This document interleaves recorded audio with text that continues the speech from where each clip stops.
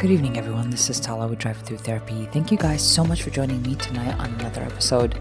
I am so grateful for your support, and I am hoping that you guys are all safe and really having a Merry Christmas and happy holidays with whatever you're celebrating. And so it's good to know you guys are out there, especially right now in these times of change. They're challenging, and we're re-experiencing maybe old traditions in new ways. And it's allowing us to do that. It's quite creative, this pandemic situation. It allows us to expand, maybe, and work on so many things because of this slowing down. It's like if you didn't bond well with your children, you experiencing this pandemic could probably increase your bond with your children. If you, I always talk about this, if you are in a relationship, it either gets strengthened by being with this person or it basically starts dissolving itself. So it's like, although it's slowing down in other areas, when it comes to interpersonal interactions, I guess, it's not slowing down at all. It's actually bringing things to the front and having you look at them and accepting the truths about those situations. And it's uncomfortable for many, as I can only imagine. It's very uncomfortable because we don't have the distraction of every day go, go, go, go. I gotta go to work. I gotta pick up kids. I gotta blah, blah, blah, blah. We don't have all those distractions. So we are left with the truth of the actual interaction that we have with others. And I think that's a blessing, if you ask me. The more discomfort we experience, probably the more work you're doing on yourself. So I give 2 thumbs up for that. If you guys are experiencing more discomfort, it's probably because you are confronting things that probably needs to be confronted and you are resolving them. Good news, right? So tonight's topic is something that I often get confronted with when with people in general. They say this out loud and it's almost in a way self-degrading. They say that I just want to be normal. That's what people say.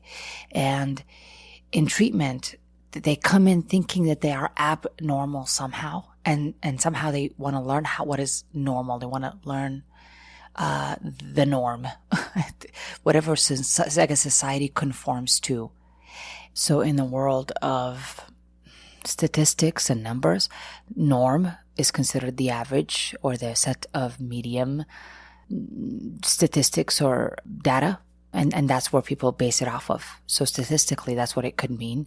Now in society, when people say normal, they really mean, I want to know what is a correct thought to have, what's a correct way to feel, what are correct emotions and incorrect emotions.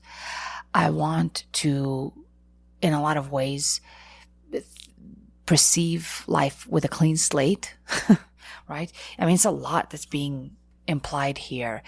Normal supposes that there is a set of correct way, quote unquote, of feeling and thinking. There is also a correct way of being, a normal way of being, perhaps. But it can also be defined as, I didn't have a normal childhood, whatever the hell that means. I just want to have a normal relationship with someone, a normal. You see the trend here? You see what I'm trying to say with this? Is that the concept of normal is now turned into something that is, in a way you're saying, I'm not normal. There's something wrong with me. There's something wrong with the way I function, the way I feel, the way I think. There's something not right. And even in the world of psychology, basically, we diagnose what is considered abnormal functioning, right? Abnormal thought patterns. But it's hard to define humanity that way. To say that something is normal is really it's giving you the wrong message as a human. So if you're feeling angry or if you're feeling like you don't want to live a certain lifestyle anymore, or if you have certain preferences, you are perceived as somehow abnormal. But it's not necessarily just only by society. Because of our own conditioning, we could perceive ourselves as being abnormal. Now we get stuck on that because, again, anytime we get stuck on self-judgment, nothing really good comes out of it. Nothing good comes out of it. There's a difference between self-evaluating, right, in a healthy, constructive way, and there's self-judgment is a whole different other beast. You're not self-evaluating for the purposes of making things better and moving forward. You're sitting in shame and self-judgment, really. So by understanding and accepting that there is no such thing as the norm, this is a concept that is purely human. It's human made and it's human enforced. And so anything that is human basically is impermanent in nature. It is no real significant truth. Okay. So don't worry about being normal or what you think normal is. We all come with baggage as humans. And with this baggage comes conditioning and comes responses that may work in our life and may provide healthy outcomes. And there are responses that we perform that may not provide healthy outcome and that may be toxic in many ways for us. So again, what is norm? Okay. I mean, really, what is considered a norm when it comes to a human being? We really perceive our life in a very subjective way. And what you see in front of you, what you think is norm, is going to be different than what another person thinks is the norm. And in us accepting this intuitive truth is that we are all different in our experiences, but not so different as humans. Then maybe we can start becoming more beneficial to ourselves and to others. We can start healing because change requires us to look at ourselves without judgment. It's difficult for a person to change if you're continuously comparing yourself to another person. If you're comparing yourself to a sibling, perhaps, or a schoolmate or a coworker. You know, if you are looking on Facebook and perceiving that's normal, right? And you're saying, I don't live that life that I see on a Facebook post or whatever, then we start becoming resentful. We start thinking that we're lacking something or we're inferior somehow. But that also comes from our baggage. That's also a conditioned response. You see, none of what we think and how we perceive our life is just exempt from any past conditioning. No, everything I look at, everything I'm making a judgment about or thinking about or how I think about something is all coming from my past experiences, what I've collected through the years, what I've reinforced, what's actually been conditioned in me, right? And reinforced. All of those are things that I have to be aware of in order for me to start changing my life. When you automatically say, I want to be normal, it just suggests that you're too busy shaming yourself and guilting yourself because you somehow lack some kind of equipment that you might need in order for you to become normal. And that is not the truth at all. And so even in the world of psychology, I'm not a fan of the clinical aspect of there is an abnormal psychology. Fuck that. I think all psychology is, the norm is abnormal. Is what I'm thinking, because I've never met a normal person in my life. I've never met a person that it doesn't respond on past conditioning. I don't know what that would look like. Is it a robot? Is it an angel? Is it God? Like what would that look like, friends? So don't bother using the idea of norm. We don't want to be normal. We just want to understand our past. We want to change our responses if they don't work any longer. In order for us to do that, we don't got to say, I want to be normal. We don't got to even think that there is a norm. There's no such thing. There is no such thing. There's what is societally acceptable, perhaps. Societally acceptable as in like we're in the 1950s and it was acceptable for a wife to be at home and she would be cooking and cleaning and doing the laundry and making sandwiches, for the men when they come from work, and you learn the techniques of how to make a great sandwich. You learn the techniques of how to pickle some shit and you make your own jam. And that's what you do. That's what a housewife did. That was societally acceptable. Now, at that time, it was considered a norm, right? So what we know is what is societally acceptable and what we consider as the norm has changed throughout the years. But now let's outgrow this idea of that there's some kind of freaking norm, right? There is things that societally is acceptable. For example, these days, if I don't have a Facebook, I do get a response. We're like, oh my God, you don't have a Facebook? What the fuck? Like, what's going on with you? Right? And the norm here nowadays has become having a Facebook. And there's nothing wrong with that. I think if you're able to have a Facebook and this is something that you enjoy, go for it. There's no right or wrong with this.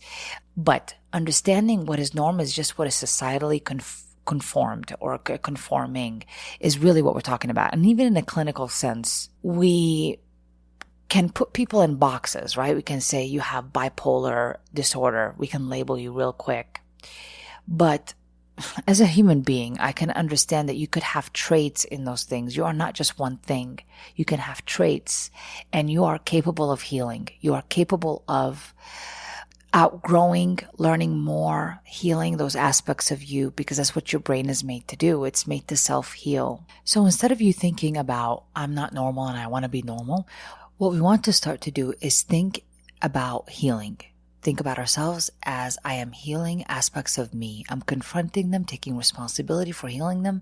So generationally, this stuff can change. So I don't have to pass down this dysfunction or whatever it is that's been reinforced in my head. I don't want to pass it down to generations forward. Now, there's another extreme that I want to point out at this time. And the other extreme would be that we are so different and unique. And that also is how do I put it? It separates us rather than connects us as human. That's why I don't like this concept. Like I said, we have different conditioning, but what we all have in common is that we're all human. And so we've experienced heartbreak, we've experienced rejection, we've experienced feelings of inferiority, we've experienced happiness, we've experienced contentment, peace, we've experienced those things, and that's what we have in common. So it seems like we have more in common, friends, than we have things that make us so different from each other, and we gotta embrace our uniqueness and all that shit. But it's not like that. I just want to make this very attainable. It's like, it's neither extreme. It's neither that it has to be normalized and normal and perfect or whatever that we think it is, or so unique and we become a rebel and I start dressing up like a goth, which ends up looking like I'm dressed up like other goths too. So I don't know so I'm normal to other goths, right? And I start getting tattoos and I want to, just rebel against the man or whatever.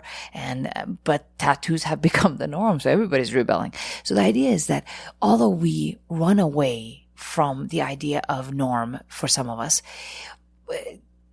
it's also still becoming a norm. Does that make sense? So the idea of, I think I'm so unique and so different in our Western world, we have really become, we think we're so different that we miss the fact that we are so similar in our humanity. So this is going to only appeal to a few of us here that kind of want to take a bump forward in this area. We want to perceive ourselves as more connected than we are apart. This actually, believe it or not, is a wonderful spiritual, emotional milestone that we can meet. We can actually work on meeting. I could put all my value and my uniqueness and say, I've accomplished this and this and this and this, and that makes me so different from you. And you can also do the same and say, I've done this and this and this and this. That makes you different from me. But in the end, it will be our ego talking. That ego that's been conditioned, that ego that we're not really born with, but we develop through the years. Because what we're born with are all the other stuff that is not necessarily labeled. It doesn't have any value added to it if you accomplish or perform something too. You have always had this thing within you that is human in all of us, that is valued. You are a human worthy of being valued no matter what happens, no matter what you perform, what degree you might get, what kind of car you might drive, or spouse you might have. You're still going to be the same person in the end. You are of value no matter what you add or take away from you. That's the truth you live with on the inside. This other stuff that we've added, this human aspect of us, this conditioned response that we've added of, if you have this kind of job, if you marry this kind of person, if you have that many kids, if you drive this car, if you have this degree, then you are somehow more valuable. This is all human stuff. It's only as real as the person who's looking at it and paying attention to it. But if you remove this idea from your own psyche, if you are aware of it and remove it, then you may not see people as so different any longer.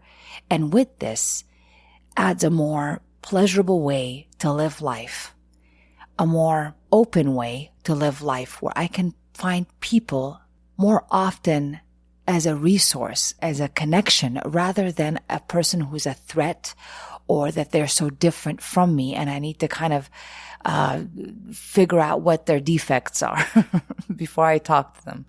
So I hope this makes sense. This concept is not mine, I promise, but it's been said in different ways. Actually, Dr. Dwayne Dyer refers to this as oneness, but he, of course, did not get that by himself. But the idea is that our ego makes us label things, define things, but it's all for the purpose of human gain, right? Human ego gain. Like if I say that having a bachelor's degree is better than having an associate's degree, that somehow you are more valuable than as a human being. But all of this is a bunch of bullshit in the end, because again, your value is not measured by nothing. You already have it. I already have it. And to think anything different is just what society kind of developed through the years and found it to be the norm, I guess, whatever the norm is, or what we consider the abnormal too, because that's also considered normal, believe it or not, if you're looking at it that way. What is normal or abnormal, what is good, what is bad, all that is stuff that we came up with as humans. So it only has value if you are looking at it and inviting that label into your world and saying those words. But if we choose to be aware of this distinction, then more than likely we may not use it if we choose not to use it. For example, in my case, I don't want to perceive on purpose that I'm different from another human being. Because the second I perceive the person sitting from me is somehow abnormal and they need my help, and that my ego takes over, then I start becoming, I don't know, whatever I think a therapist would be. Rather than I'm here collaborating with another person and we're both are part of the journey. I am actually part of what I'm looking at. I'm not separate from it. I am part of it. And I think our society, the way we learn is that somehow when we label stuff, it's a dog, a cat, a tree, we in a lot of ways separate ourselves from it. We have some kind of identity attached to ourselves that separates us from the identity that we have attached to a dog or a cat or a man or a woman. And all this is just stuff that eventually we found out that it just inhibits our growth as humans. So today for me, I am very aware that whatever people might perceive as normal, what a culture perceives as normal, what a family might perceive as normal, a couple in a relationship might perceive as normal, whatever that is normal to them. It is how they perceive their world, what they've chosen to buy into. And that stuff is very changeable because I can change a perspective quickly and I can re-experience the world in a different way. That's how powerful we are as human beings. But we have to do the work.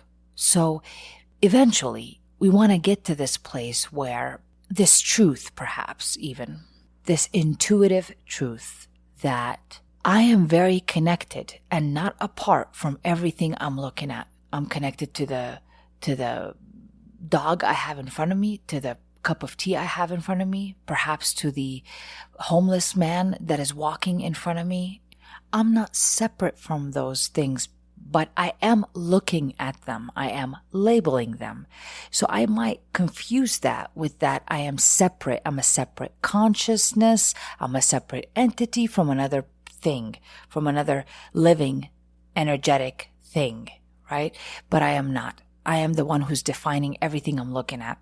But some of my definitions actually happen to be the norm, right? We all look at a chair and say it's a chair. But I come with a lot of other stuff that could make this chair perhaps a trauma event for me, or could make this chair something that reminds me of my grandma's house. And I remember I had that chair, and it's like a beautiful story. And this during Christmas, we loved this chair, and everybody fought for this chair.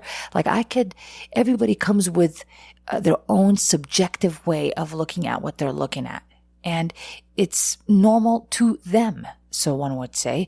And it doesn't mean that it's separate from me. Just because I'm looking at this chair does not make it separate from me. But I do understand I have a story attached to it that could be different from another person's story, but we both can perceive a chair, right? I might be talking to my son, and he is a physical entity separate from me, but energetically we're sharing more in common when we're talking to one another, interacting with one another, than we are separate or apart.